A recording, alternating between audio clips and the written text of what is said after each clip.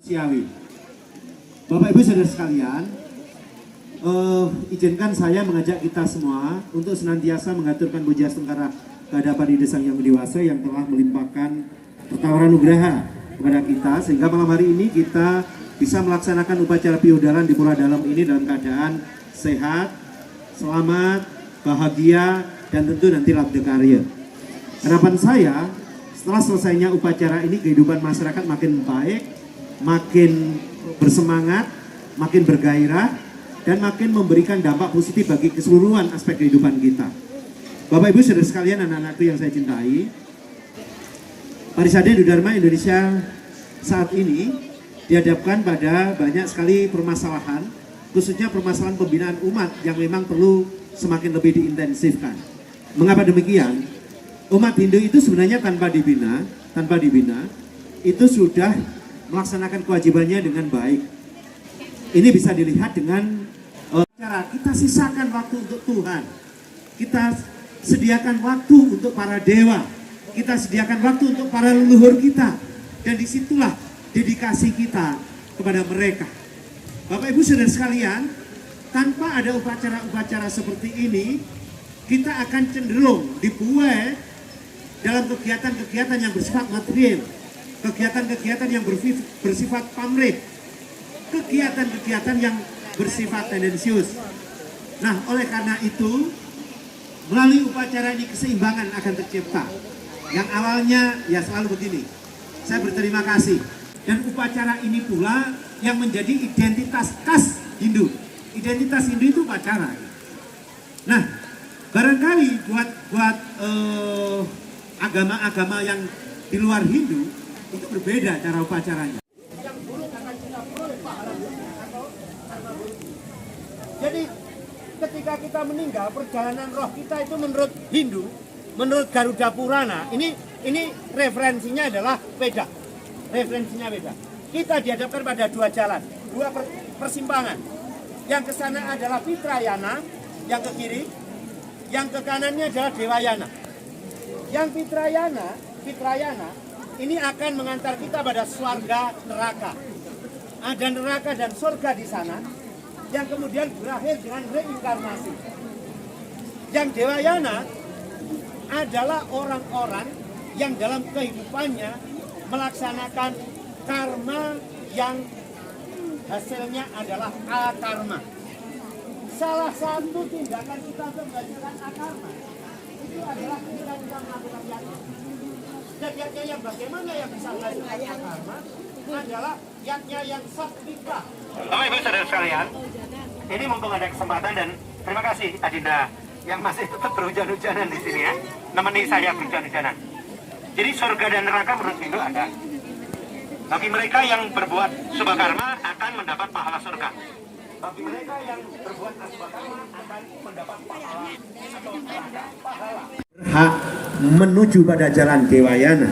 Dan begitu kita meninggal, roh kita akan dijemput oleh para misalnya duta Yama. Kita akan dijemput oleh duta Yama. Jadi Dewa Yama mengirim utusannya untuk menjemput roh kita, mengantarkan pada alam dewata. Karena apa yang kita lakukan semua dalam hidup kita itu semata-mata untuk Tuhan. Saya menaruh hormat, menaruh simpati, menaruh kekaguman yang tidak terhingga pada saudara-saudaraku yang beretnis Bali.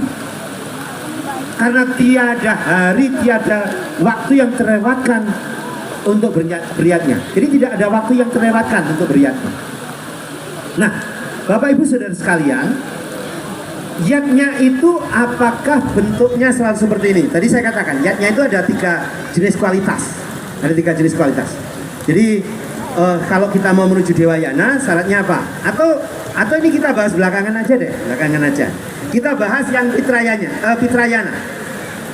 Ketika kita selama hidup hanya berbuat baik, buruk, tapi tidak semata-mata untuk Tuhan, baik kita selalu pamrih.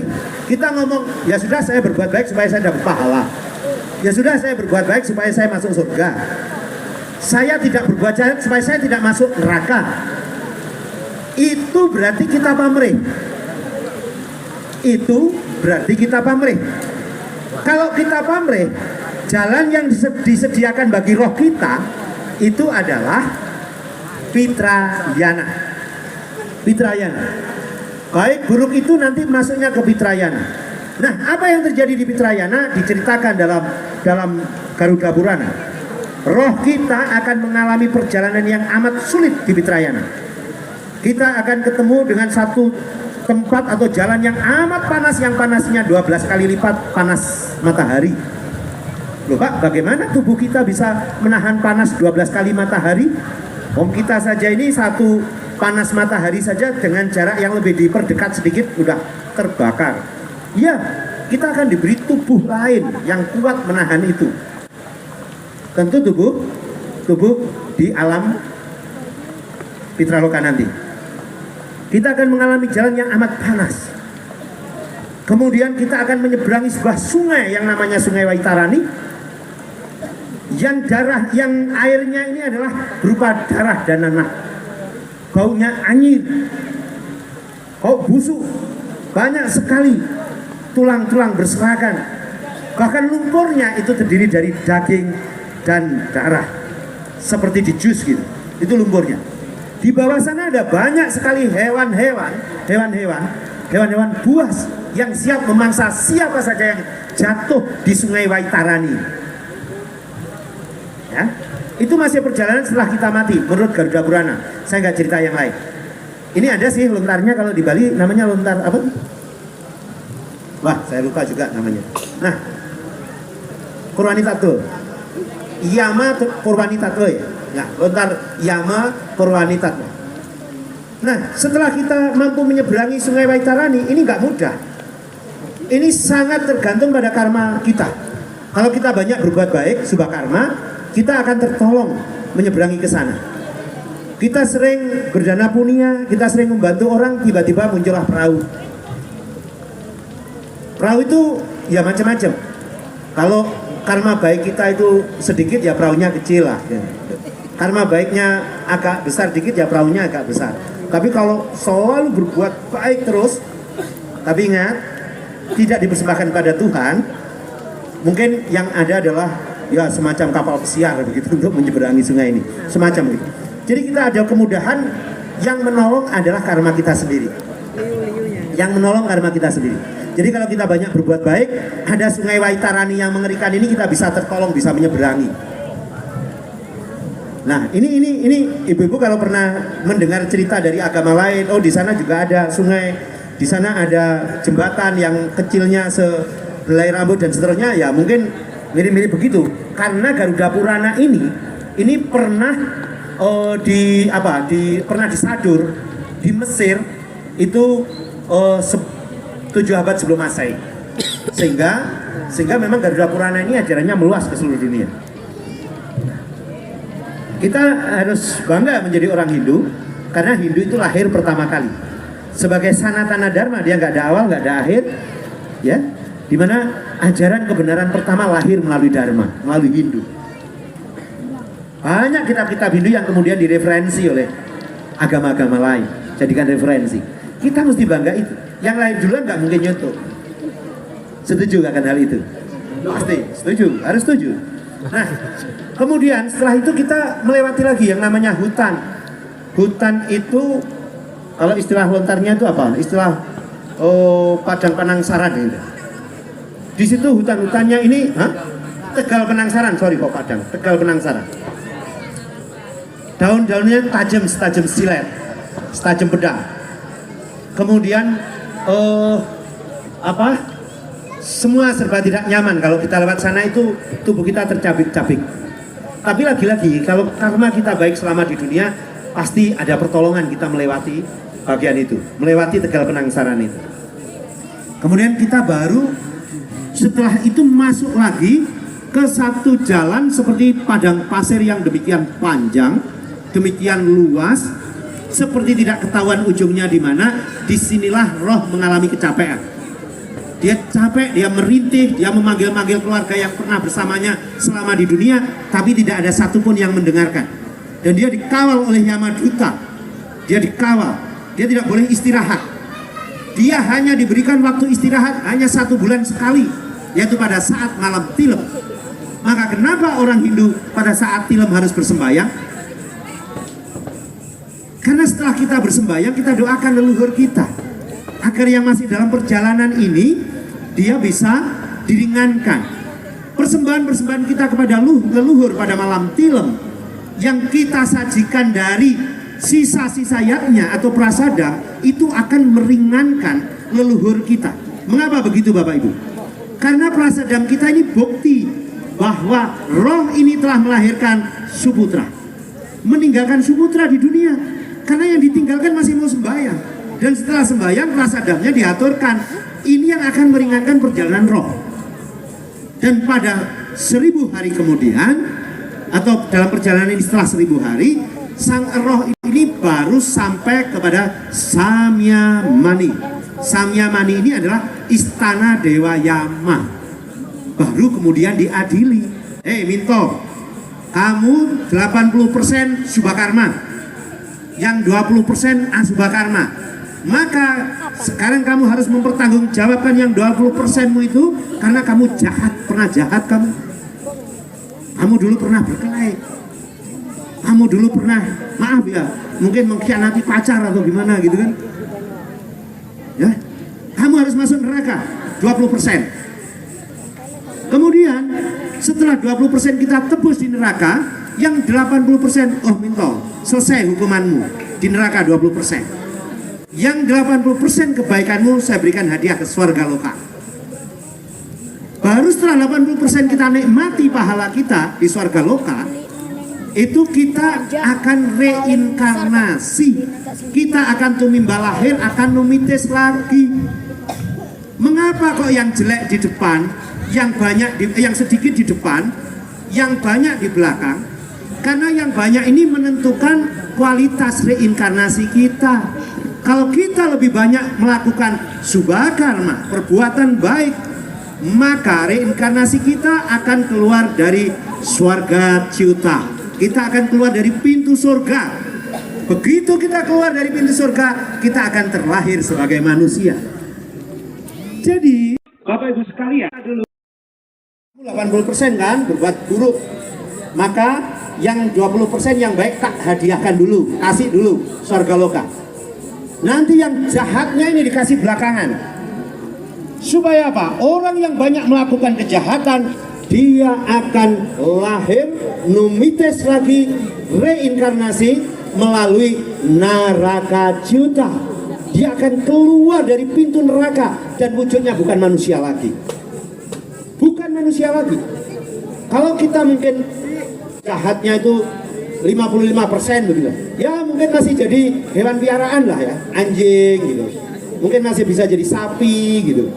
Ya, yang berdekat-dekat dengan manusia sehingga ketika dia matinya pun digunakan untuk sarana upakara misalnya, didoakan. Tapi begitu porsi kejahatan kita besar sekali, bisa jadi kita jadi hewan buas. Kalau kita kejam hidup di dunia ini, bisa jadi kita menjadi kijang, jadi rusa yang dalam kehidupan kita selalu terancam oleh harimau, singa, macam-macam lah begitu.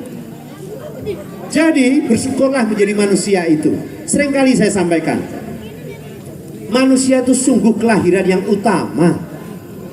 Ya, itu sloka Sarasa Muscaya itu yang sering saya sampaikan. Karena kita harus bersyukur jadi manusia dan harus sadar akan kemanusiaan kita.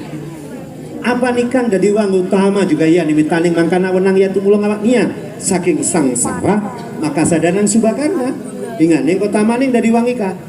Apa nikang dari wang lahir menjadi manusia itu utama juga ya, sungguh sangat mulia, istimewa, utama.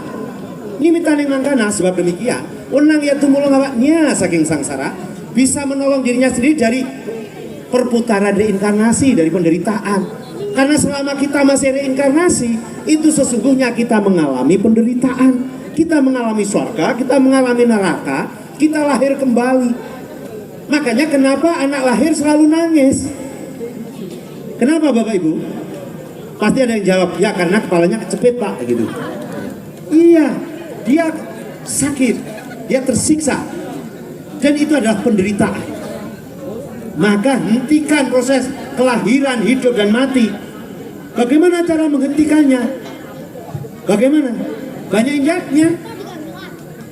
Tapi yatnya yang bagaimana nih? Kita kan sudah ngomong, kita sudah memberikan gambaran tentang surga dan neraka. Lantas bagaimana di surga loka itu Bapak Ibu? Apakah kemudian di sana kita akan ketemu dengan para bidadari? Kalau ketemu mungkin sih ya. Tapi kalau bergaul, rasanya surga loka versi Hindu tidak menawarkan kenikmatan-kenikmatan material. Tidak menawarkan kenikmatan nafsu duniawi. Tidak. Anda akan bahagia. Bahagia yang tidak terkira. Ya. Bagaimana kemudian dengan roh yang melewati Dewayana? Roh yang melewati Dewayana adalah roh dari orang-orang yang dalam keseluruhan hidupnya semua tindakannya itu menghasilkan akarma, tidak membekas. Karma itu tidak berbekas pahala. Caranya bagaimana? Setiap tindakan kita, setiap langkah kita harus kita persembahkan kepada Tuhan, pada Sang Hyang Widiwasa. Bapak Ibu saudara sekalian, seringkali kita merasa sulit untuk mendidik anak-anak kita, untuk mengendalikan keluarga kita. Saya tadi sempat bercerita di awal, memulai mengendalikan keluarga itu adalah dari dalam rumah. Caranya bagaimana? Ketika kita berada di dalam rumah, sejak kecil biasakan ajak anak-anak kita sembahyang bersama. Trisandia. Pak, saya nggak pernah ya. Ya sudah, apa bisanya? Kalau pagi misalnya mospe atau apa, mospe. Tapi diajak, jangan dibiarkan jalan sendiri-sendiri. Arahkan pikirannya, arahkan hatinya, arahkan perasaannya menuju kepada Tuhan. Dengan begitu, Bapak Ibu akan membiasakan diri untuk mengendalikan mereka. Anak-anak yang biasa diajak sembahyang bersama oleh kedua orang tuanya, nggak usah dilarang-larang untuk berbuat nakal, dia tidak nakal. Nggak usah diberikan iming-iming supaya berbuat baik. Dia tanpa iming-iming dia akan berbuat baik, akan mengikuti kehendak hati kita yang menurut kita baik. Yuk ini kita gelorakan semangat ini. Orang Hindu masih belum tertib di dalam bersembahyang. Tertib sih beryatnyanya begini, tapi ingat loh, sebenarnya yatnya itu nggak cuma upacara. Yatnya itu semua tindakan kita yang kita persembahkan kepada Sang Hyang Widi, itu yatnya. Dan yatnya itu penyangga dunia. Misalnya, kalau satu daerah ada gejala-gejala patologi sosial atau penyimpangan sosial misalnya, kita melakukan tindakan-tindakan untuk mengembalikan pada kondisi sosial yang sehat, itu yatnya. Kalau memang ini kita peruntukkan bagi tegaknya satu kehidupan yang baik. Oleh karena itu Bapak Ibu, kunci kita untuk bisa membuka pintu Dewayana adalah lakukan semua hal demi dan semata-mata untuk ide Sang Hyang Widiwasa. Malam ini kita melakukannya. Mudah-mudahan yatnya kita ini satwika.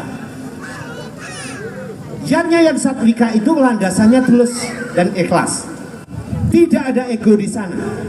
Begitu ada ego, saya tak bikin pajikan yang besar supaya saya tampak di antara yang lain, saya lebih. Itu namanya yatnya rajasika. Ya sudah, saya sekarang ke pura dalam dengan membawa banteng yang besar supaya permohonan saya, dan ini sering saya lakukan, itu rajasikan dipenuhi. Misal waktu nyalek, contoh ini belum ada, saya pernah ini. Kalau sudah waktunya nyalek itu yatnya rajasika. Berbuat baik itu pamrih, itu saya, bukan jenengan, saya. Sehingga orang-orang seperti saya itu hanya ketemu pintu surga saja, belum masuk. Karena setiap perbuatan yang baik hanya kita ikuti dengan pamrih. Itu kalau saya. Nah, mudah-mudahan yatnya kita tidak satwika, tulus, ikhlas, dengan konsep keseimbangan yang tadi ditampilkan. Semua adalah yatnya, termasuk mesolah, termasuk yang lain-lain. Saya suka sekali dengan melihat tari-tari sakral seperti ini. Terus ini ya, Ini yang membuat kualitas hidupnya kita naik itu tulus ikhlas. Tidak ada tendensi semata-mata kita memuja Tuhan, para dewa, leluhur. Itu yang akan mengantar kita menghasilkan karma. Loh, kok menghasilkan? Enggak, kita enggak menghasilkan karma apa-apa. Bapak Ibu saudara sekalian, sering kita bertanya-tanya dalam hidup, Pak, saya rajin sembahyang, saya rajin maturan, tapi hidup saya begini-begini saja. Jangan khawatir Bapak Ibu. Kalau Ibu bekerja keras, Bapak bekerja keras, niatnya tidak pernah ada henti, Ibu tidak mendapatkan apa-apa, tidak kaya, tidak pinter. Tapi percayalah, Bapak Ibu hanya akan mendapatkan Tuhan. Percaya deh. Kalau kita beriaknya dengan sangat rajin, kita bukan menjadi apa-apa. Kita tidak mendapat apa-apa. Yakinlah sesungguhnya yang kita dapat lebih dari yang kita harapkan. Apa itu? Akarma. Kalau sudah akarma berarti kita berpotensi untuk masuk ke jalan Dewayana dan kemudian Moksa. Dewayana ini jalan Moksa yang gak akan kembali lagi ke dunia. Begitu masuk ke sana kita akan mengalami suka tanpa wali duka, kebahagiaan yang tidak diikuti kemudian dengan penderitaan. Bapak Ibu saudara sekalian, mudah-mudahan yatnya kita malam hari ini itu adalah yatnya Satwika yang menghasilkan akarma. Dan ujung dari semuanya kita akan terus tersadarkan, tercerahkan bahwa kita makin hari makin dekat dengan Tuhan. Semua perilaku kita, tindakan kita semata-mata untuk Tuhan, yang pada akhirnya kita terbebas dari lingkaran punar bawah. Swaha. Iya, baik, terima kasih. Saya sebelum mengakhiri Dharma Wacana ini mengucapkan selamat kepada Desa Patoman yang telah meraih 2 status sekaligus. Yang pertama adalah status sebagai desa kebangsaan dari pemerintah Kabupaten Banyuwangi. Tepuk tangan untuk kita semua. Dan yang kedua, status sebagai desa Pancasila, bahkan oleh pemerintah pusat. Begitu Pak ya. Tepuk tangan untuk kita semua. Sungguh capaian yang sangat-sangat luar biasa. Bapak Ibu, bicara soal Pancasila, orang Hindu ini Pancasila banget. Bicara soal toleransi, orang Hindu ini toleransi banget. Saya pernah melihat dalam satu kawasan, Pak, untuk bisa berjualan saja, pakaiannya harus mengikuti yang punya acara, yang punya tempat. Kalau kita kan enggak. Bahkan di Pura Agung Blambangan, 22 stand yang ada di sana semuanya adalah teman-teman kita dari Muslim. Tidak kita pungut apapun, bahkan kan listrik, air dan semuanya bebas mereka menggunakan. Jadi toleransi banget. Lebih dari sekedar toleransi, melayani banget. Kemarin 2 minggu yang lalu saya ke Lombok Barat. Saya diberi cerita oleh kepala suku Sasak di sana. Kepala suku Sasak. Dia bilang, "Pak, Bapak Hindu ya?" "Ya, saya Hindu." "Bapak Hindu Bali apa Hindu Jawa?" "Saya orang Jawa." "Kalau Hindu sih ada Hindu Dharma. Nggak ada Hindu Bali, nggak ada Hindu Jawa. Hindu Dharma, kami sama. Tapi saya orang Jawa." "Terus gimana Pak? Di sana apa juga sama toleransinya dengan teman-teman dari Bali?" Saya mikir, emang yang di Bali di sini gimana Pak, orang-orang Bali di sini? Orang Bali di sini itu toleransinya hebat Pak. Mereka 30%, tapi kami sangat hormat. Mengapa? Kalau mereka punya hajat, tahu bahwa kami nggak boleh makan makanan mereka, itu sapi diserahin Pak. Bahan-bahan makanan diserahin Pak, alat-alat masak diserahin Pak, supaya kita masak sendiri, dimakan-makan sendiri. Wah, saya geleng kepala, luar biasa banget. Begitu saya lihat, ya pantas saja mereka kaya-kaya soalnya. Nah, jadi menurut saya memang ini harus ada balancing, harus ada keseimbangan. Jangan hanya toleransi itu satu pihak. Toleransi itu harus multi pihak, semua pihak. Ya, jadi kita harus memberikan ruang yang sama bagi semua orang. Dan mudah-mudahan di dalam Hindu dengan prinsip Vasudhaivam Kutumbakam, seluruh yang ada di atas bumi, di bawah langit adalah saudara. Kita akan menjadi pelopor dari toleransi itu sendiri. Toleransi bukan saja toleransi beragama, tapi toleransi secara universal, termasuk antar etnis dan antar lainnya. Kemudian dengan Tatwam Asi, maaf Pak, toleransi di Hindu itu bukan punyamu, punyaku, tidak. kamu adalah kamu, aku adalah aku. Tidak. Toleransi di Hindu itu adalah kamu adalah aku adalah kamu. Itu yang membedakan kualitasnya. Ini namanya toleransi berkualitas. Jadi kita mesti bangga. Maka jagalah Hindu, jagalah Hindu. Jangan biarkan anak-anak kita lepas tidak meyakini Hindu. Jaga Hindu. Jaga anak-anak kita untuk menjadi penerus sehingga dia menjadi suputra yang bisa mengantar kita pada kesempurnaan. Melepas satu orang umat Hindu keluar, membiarkan mereka jauh dari prinsip-prinsip toleransi berkualitas. Oleh karena itu, saya sarankan kepada seluruh orang tua, ayo ini kita jaga anak-anak kita. Kita jaga anak-anak kita. Jangan sampai satu pun di antara kita terkonversi. Jangan sampai. Saya tunjukkan data Bapak Ibu, betapa meruginya kita ini. Tahun 67 pertama Hindu berkembang di bumi Banyuwangi, bumi Blambangan ini, jumlah umat kita sekitar 70.000 lebih. Itu sekitar tahun 67. Kemudian tahun 80 turun menjadi 50.000. Hitung berapa? 20.000 lebih bukan? Gila. Kemudian tahun 90 itu tinggal 42.000. Tahun 2000 tinggal 36.000. Dan 2006 ketika Pak Winasa meminta kita untuk melakukan cacah jiwa, kita hanya di angka 26.000 saja. Tahun 2015 baru kita lakukan cacah jiwa ulang, meningkat 27.000 sekian.